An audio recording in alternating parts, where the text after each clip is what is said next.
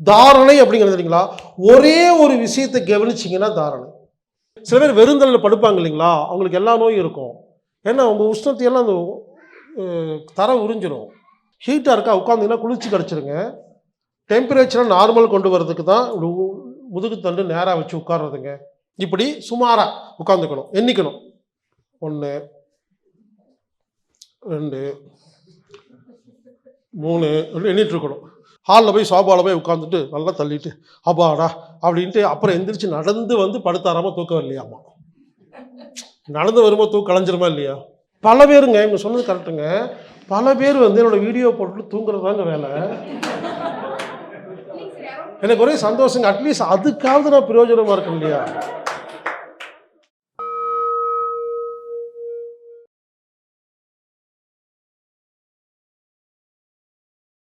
யோகா அப்படின்னு சொல்றாங்க இல்லைங்களா, யோகாங்கிறது நீங்க நினைச்சிட்டு இருக்கீங்க இந்த கையை காலை ஆட்டுறது, அதெல்லாம் ஆசனங்கள். ஆசனம் வேற, யோகா வேற. யோகாங்கிறது என்னன்னா 8 விஷயங்கள் உள்ளடக்கியது. யமம், நியமம், ஆசனம், பிராணாயாமம், பிரத்யாகாரம், தாரணை, தியானம், சமாதி. யோகாங்கிறது 8 விஷயங்கள் உள்ளடக்கியதுங்க. யமம்னு என்ன தெரியுங்களா, நம்மிடம் உள்ள கெட்ட பழக்கங்களை நிறுத்துறதா யமம். பானையில ஓட்டை அடைக்கிறதா யமம். நியமம்னா நல்ல காரியத்தை அதிகம் பண்றது. ஆசனம்னா நீங்க டெய்லி பண்றீங்க இல்லையா, கை காலம் சேர்ந்த ஒவ்வொரு ஆசனங்கள் பண்றோம் இல்லைங்களா, ஆசனங்கள், பத்மாசனம், இந்த மாதிரி ஆசனங்கள். அடுத்தது பிராணாயாமம், மூச்சு பயிற்சி. பிரத்யாகாரம்னா என்ன? பிரத்யாகாரம்னா என்னன்னா, நல்லா கவனிங்க. பிரத்யாகாரம் அப்படின்னு என்னன்னா, கண்ணுக்கு பார்க்குற வேலை கொடுக்காம, காதுக்கு கேட்குற வேலை கொடுக்காம, மூக்குக்கு சுவாசம் அதாவது வாசனையை உணர்ற வேலை கொடுக்காம, நாக்குக்கு ருசியை கொடுக்காம, இந்த இந்த அங்கங்களை அடக்கி அமைதியாக உட்கார்ந்துருந்தா பிரத்யாகாரம். சும்மா உட்கார்ந்துருந்தீங்கன்னா கண்ணை மூடுறீங்க, அமைதியான இடத்துல உட்காடுறீங்க, வாசம் இல்லாத இடத்துல உட்காரும் பொழுது ஆட்டோமேட்டிக்காக இதெல்லாம் அடங்கிடும். இது பிரத்யாகாரம். பிரத்யாகாரத்தில் நீங்கள் கண்டெல்லாம் நினைக்கலாம். பிரத்யாகாரத்தில் உட்காந்துக்கிட்டு அமெரிக்கா, ஜப்பான், ஆஸ்திரேலியா நினச்சிட்டு இருக்கலாம். நீங்கள் தாரணை அப்படிங்கிறது இல்லைங்களா, ஒரே ஒரு விஷயத்தை கவனிச்சிங்கன்னா தாரணை. ஒரே ஒரு விஷயத்தை மட்டும்தான் நீங்கள் ஃபோக்கஸ் பண்ணுறீங்க, வேறு எதுவுமே ஃபோக்கஸ் பண்ணல. சில குழந்தை பார்த்தீங்கன்னா ஒரே வேலையை பண்ணிட்டுருக்கும், கூப்பிட்டா திரும்பாது. அது கவனம் சொல்லலையே, ஆனால் இவ்வளோ கூப்பிட்டது கூட தெரியாமல் பார்த்துட்ருக்கேன்னு. தாரணைனா ஒரே ஒரு விஷயத்தை மட்டுமே நீங்கள் திங்க் பண்ணால் தாரணை. தியானம்னா அந்த ஒரு விஷயத்த மறந்துட்டு சும்மா சும்மா ஒரு நிமிஷம் இருந்தால் தியானம். 2 மணி நேரம் எதை பற்றி நினைக்காம இருந்தால் சமாதி. இப்போ சொல்கிறேங்க, என்னோடய வீடியோ பார்த்துட்டு பல பேர் தூங்குறீங்க இல்லைங்களா, அது என்ன ரீசன் சொல்கிறேங்க. நான் பேசுகிற வீடியோ கேட்கும் பொழுது என்ன ஆகுன்னா, உங்களுக்கு நிறைய எண்ணங்கள் இருக்கும். இஎம்ஐ கட்டணும், நாளைக்கு சப்பாத்திக்கு மாவு பேசலாமா, என்ன பண்ணுறது எப்படி யோசிச்சுட்டு இருப்பீங்களா, உங்கள் மண்டைக்குள்ளே ஓடிட்டுருக்கு இல்லையா. என்னோடய வீடியோ கேட்கும் பொழுது என்ன ஆகுன்னா, உங்களுக்கு நான் பேசுகிற வார்த்தை மட்டும்தான் உள்ள, மற்றெல்லாம் ஸ்டாப் ஆகிடும். அப்போ நீங்கள் ஆட்டோமேட்டிக்காக தாரணைக்கு போயிடுறீங்க.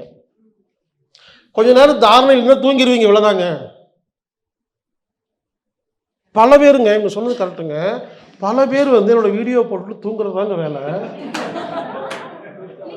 எனக்கு ஒரே சந்தோஷங்க, அட்லீஸ்ட் அதுக்காவது நான் பிரயோஜனமா இருக்கேன் இல்லையா. ஓகேங்க, புரிஞ்சுக்குங்க. நைட்டு உட்கார்ந்து தூங்கணும், முதுகு நேராக இருக்கணும், சம்மணங்கால் போட்டிருக்கணும், கண்கள் மூடி இருக்கணும், கழுத்து தொங்க போட்டிருக்கணும், சும்மா உட்காந்துருக்கணும். ஓகேங்களா. இப்படி உட்காரும் போது என்ன ஆகுன்னு கேட்டிங்கன்னா, உங்களை மீறி உடம்பு ஆடும் இல்லையா. நல்லா கவனிங்க, உடம்பு இப்படி ஆடுச்சுன்னு என்ன தெரியுமா அர்த்தம், புத்தி ஆஃப் ஆயிடுச்சுன்னு அர்த்தங்க, மனசு அடங்கிருச்சுன்னு அர்த்தங்க, டெம்பரேச்சர் நார்மலாக வந்திருக்குன்னு அர்த்தங்க, சாப்பாடு ஜீரணமான மாதிரி வருங்க, அது வரைக்கும் வராதுங்க. ஒன்று சொல்கிறேங்க இல்லைங்களா, நீங்கள் சாப்பிட்டு நீங்கள் படுத்தீங்கன்னா நடந்தீங்கன்னா ஜீரணமாகாதுங்க. ஒன்றும் பண்ணாமல் அசையாமல் முதுகு நேராக வச்சு உட்காந்தா எதை சாப்பிட்டாலும் ஜீரணம் ஆயிருங்க, டெம்பரேச்சர் நார்மல் வந்துடுங்க. ரொம்ப குளிராக இருக்கா, இப்படி அமைதியாக உட்காருங்க, உங்களுக்கு அது ஹீட் கிடச்சிடும். ஹீட்டாக இருக்கா உட்காந்திங்கன்னா குளிர்ச்சி கிடச்சிருங்க. டெம்பரேச்சரை நார்மல் கொண்டு வரதுக்கு தான் முதுகு தண்டு நேராக வச்சு உட்கார்றதுங்க. புரிஞ்சுக்க, இனிமேல் என்ன பண்ண உட்காரணும். இங்கே பாருங்க, ஃபர்ஸ்ட் டைம் ஆனோமே படுத்துடக்கூடாது, இப்போ தான் வந்து அறிகுறி. ஓகே, இப்படி சுமாராக உட்காந்துக்கணும், எண்ணிக்கணும். 1 2 3 எண்ணிட்டு இருக்கணும். சும்மா அப்ராக்சிமேட்டாக கொஞ்சம் நேரம், ஒரு 10-15 வரைக்கும். ஒரு ஸ்டேஜ் எப்படி தெரியுமா இருக்கும், அப்படியே விட்டு படு தூங்கலாமான்னு தோணும். அது வரைக்கும் வெயிட் பண்ணணும். இப்போ தியான கிளாஸ் நடக்கும்போது அப்படி வரும் இல்லைங்களா, தியான கிளாஸில் உட்காந்து அமைதியாக உட்காந்து நமக்கு அப்படியே ஐயோ விட்டாங்கன்னா போய் படுத்துடலாமா, அதே மாதிரி தான். ஒரு 10 முறை அசைஞ்சிட்டு இப்போ படுத்து தூங்குனீங்கன்னா இந்த தூக்கம் உங்களுக்கு எல்லா வியாதிகளையும் குணப்படுத்தும், டீப் ஸ்லீப் போகும். இப்படிதான். இப்படி நான் சொல்லி நிறைய பேர் தூங்கிட்டு இருக்காங்க, நல்லா இருக்காங்க. உண்மையிலே சொல்கிறேங்க, பகல் ஃபுல்லாக எந்த யோகாசனம் பண்ணலன்னா, எதுவும் பண்ணல, நைட்டு மட்டும் கம்பல்சரிங்க. நேரம் இல்லைன்னு சொல்கிறீங்களா, இது ஒன்றாவது இப்போ நைட்டு எல்லா வேலையும் முடிச்சுட்டு உட்காடுறீங்களா, இது ஒன்றுமா ½ ஹவராவது உட்காந்துட்டு படுத்துருங்க, எல்லாம் சரியாயிருங்க. சிம்பிள் ஐடியாங்க. இதை மட்டும் எப்படிங்க எளிமையாக சொல்ல முடியும்? இப்படி சொல்லி நிறைய பேருங்க நிம்மதியாக தூங்கிட்டு இருக்காங்கங்க. இப்படி தான் ஒருத்தர் என்ன பண்ணிட்டாரு, இவர் பெட்டில் உட்காரல, ஹாலில் போய் உட்காந்துருக்காரு. பெட்ரூமில் தான் படுக்க போகிறாரு, ஹாலில் போய் சோபாவில் போய் உட்காந்துட்டு நல்லா தள்ளிட்டு அப்பாடா அப்படின்ட்டு அப்புறம் எந்திரிச்சு நடந்து வந்து படுத்தாராம தூக்கம் இல்லையாமா. நடந்து வரும்போது தூக்கம் கலைஞ்சிருமா இல்லையா? அப்போ என்ன பண்ணணும், எங்கே படுக்கிறோமோ அங்கேயே தான் உட்காந்து இது பண்ணணும். இன்னொருத்தர் அந்த இடத்துல படுக்கிற இடத்துலேயே உட்காந்து எல்லாம் செஞ்சுட்டு நல்லா தூக்கம் வந்துருச்சுன்னு சொல்லி எந்திரிச்சு போய் லைட் ஆஃப் பண்ணிவிட்டு ஃபேன்லாம் போட்டுட்டு பின்ப கதவெல்லாம் சாத்திட்டு கேஸ் ஆஃப் பண்ணிக்கலாம் பார்த்துட்டு வந்து படுத்தாராம தூக்கம் இல்லையாமா. இது உட்கார்றதுக்கு முன்னாலேயே பின்னால் போய் கதவை சாத்திடணும், கேஸ் ஆஃப் பண்ணிடணும், எல்லாம் வேலையை முடிச்சு தண்ணியெல்லாம் குடிச்சு யூரியன்லாம் போயிட்டு அவ்வளோதான். அது அப்படியே படுத்து தூக்கிடணும். தூக்கம் வெரி வெரி வெரி இம்பார்ட்டன்ட். இப்போ சொல்லுங்க, பஸ்ஸில் போகும்போது தூக்கம் வருமா இல்லைங்களா? பாருங்க, இது என்ன ஒரு கொடுமைன்னா, வீட்டில் எல்லா ஃபெசிலிட்டி இருக்கும், தூக்கம் வராது. இந்த பஸ்ஸில் போகும்போது பார்த்தீங்கன்னா தூக்கம் வரும், ட்ரெயினில் போகும்போது தூக்கம் வரும், இந்த ஸ்கூலில் போய் உட்காந்தா டீச்சர் பாடம் நடத்தும் போது தூக்கம் வரும், காலேஜுக்கு போய் லெக்சர் பாடம் நடத்தினா தூக்கம் வரும், படுத்தா மட்டும் தூக்கம் வரும். ஏன் அதுக்கு பேசாம உட்கார்ந்தே தூங்கிடலாமா? புரிஞ்சுக்குங்க, ஞானிகள் உட்கார்ந்துதான் தூங்குவார்கள், ஞானிகள் படுத்து தூங்க மாட்டார்கள். புரிஞ்சுக்குங்க, ஞானிகள் உட்கார்ந்துதான் தூங்குவார்கள். இங்கு நான் பல ஞானிகளை தினமும் பார்த்தேன்.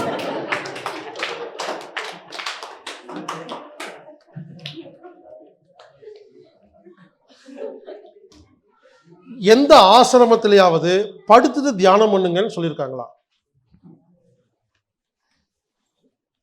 புரிஞ்சுக்குங்க, எந்த தியானமாவது படுத்துட்டு பண்றோமா? படுத்தா சவாசனம், சாந்தி ஆசனம், அதுக்கு பேர் ரிலாக்ஸுங்க. எல்லா மதங்கள்லையும் உட்கார்ந்துட்டு தாங்க பிரார்த்தனை. எந்த படுத்துட்டு இறைவான்னு பிரார்த்தனை பண்ணியிருக்காங்களா? பிரார்த்தனையும் தியானமும் உட்கார்ந்தா இருக்கும். அப்போ புரிஞ்சுக்குங்க, முதுகு தண்டு நேராக வச்சு உட்கார்ந்து நீங்கள் எதுவுமே பண்ண வேண்டாம், எல்லா நோயும் குணமாயிரும். அப்படி சொன்னால் கேட்க மாட்டேன்னு சொல்லி உட்காருங்க, மூச்சை கவனிங்க, சக்கரத்தை கவனிங்கன்னு உங்களை ஒரு 1 மணி நேரம் உட்கார வைக்கிறதா அவங்க வேலைங்க. அதனால் இன்னிலிருந்துங்க இதெல்லாம் கம்பல்சரிங்க. இன்னையிலேருந்து யாருமே நைட்டு படுத்து தூங்காதீங்க, உட்காருங்க, எவ்வளோ நேரம் முடியுமோ உட்காருங்க. அது உடம்பு ஆடணும். சிறுத்தில் 5 மணி நேரத்துக்கு ஆடாதுங்க. அப்போ இன்னைக்கு அவ்வளோ டென்ஷனாக இருந்திருக்கோன்னு அர்த்தம், அவ்வளோ உடம்புல அவ்வளோ துரோகம் பண்ணியிருக்கான்னு அர்த்தம். பரவாயில்ல, உட்காருங்க. இன்று முதல் இரவு உட்கார்ந்து தூங்குங்கள், அப்புறம் படுத்து தூங்குங்கள். ஆச்சரியமாக இருக்கும். இது வெறும் தூக்கத்துக்கு மட்டும் இல்லைங்க, மொத்தமாக சாப்பாடு ஜீரணம் பண்ணுறதுக்கு, டெம்பரேச்சர் ஒழுங்கு பண்ணுறதுக்கு, புத்தி மனசு, நாளைக்கு பிஸ்னஸ் நல்லா பண்ணுவீங்க, பெரிய பெரிய பிரச்சனையை ஹேண்டில் பண்ண முடியுங்க. ஆக்சுவலாக செவுத்தில் சாயாமல் உட்காரணும். ஓகே, ஆக்சுவலாக இல்லை முடியலிங்க, எனக்கு கொஞ்சம் சாஞ்சா நல்லா இருக்கும்னு தோணுச்சுன்னா சாஞ்சிக்கலாம். ஆனால் செவுத்தில் சாயக்கூடாது. செவுத்தில் சாஞ்சிங்கன்னா செவுத்துடைய டெம்பரேச்சர் உங்கள் உடம்புல இருக்க டெம்பரேச்சரை இழுத்து உங்களுக்கு நோய் உண்டு பண்ணிடும். அப்போ செவுத்தில் ஒரு பெட்ஷீட்டு தலைகாணி வச்சு டைரெக்டாக செவுத்தில் நீங்கள் சாயக்கூடாது. செவுரு இருக்குல்ல, அது ஒரு டெம்பரேச்சரில் இருக்குங்க, அது ஆக்சுவலாக கூலிங்காக இருக்குன்னு வச்சுங்களேன். நம்ம உடம்புக்கு சூடு வேணும் இல்லையா? நீங்கள் செவுத்துல சமைச்சு கொஞ்ச நேரம் உட்காருங்க, அது உங்கள் சூட்டெல்லாம் உழிஞ்சிடுது, டல்லாயிருவீங்க. தரையில் உட்காரக்கூடாது, தரையில் படுக்கக்கூடாது, ஏன் ஒரு பெட்ஷீட்டு பாய் விரிக்கணும்னா நம்ம டெம்பரேச்சர் இம்பார்ட்டண்ட்டுங்க. நீங்கள் சில பேர் வெறுந்தலில் படுப்பாங்க இல்லைங்களா, அவங்களுக்கு எல்லா நோயும் இருக்கும். ஏன்னா உங்கள் உஷ்ணத்தையெல்லாம் அந்த தர உறிஞ்சிடும். வெறுந்தலில் காலை வைக்கக்கூடாதுங்க. புரிஞ்சுக்குங்க, டெம்பரேச்சர் இம்பார்ட்டண்ட். சாஞ்சுக்கலாம், சாஞ்சு உட்காந்துட்டு அப்புறம் நீங்கள் படுத்து தூங்கலாம். மண்ணில் வெறுந்தரில் நடக்கலாங்க. நான் சொல்கிறது வீட்டுக்குள்ள, நான் சொல்ல சாரிங்க, வெறுந்தரைன்னா நார்மல் மண் இல்லைங்க, சிமெண்ட் தரையில் நீங்கள் கால் வைக்கலாம். மொசைக்கு கொஞ்சமாக பிரச்சனை உண்டு பண்ணும். டைல்ஸு இன்னும் கொஞ்சம் நல்லா பண்ணும். மார்பிள் கிரானைட்டு செமையாக பண்ணும். யாரெல்லாம் மார்பிள் கிரானைட் போட்டு வீட்டில் நடக்கிறீங்களோ அதுவே வியாதி. முதல்ல போய் அதில் ஒட்டச்செடுத்து தூக்கி வீசிட்டு சாதாரண ரெட் ஆக்சைடு போட்டு வைங்க, நல்லா இருப்பீங்க. நம்ம உஷ்ணத்தை உறிஞ்சிருதுங்க.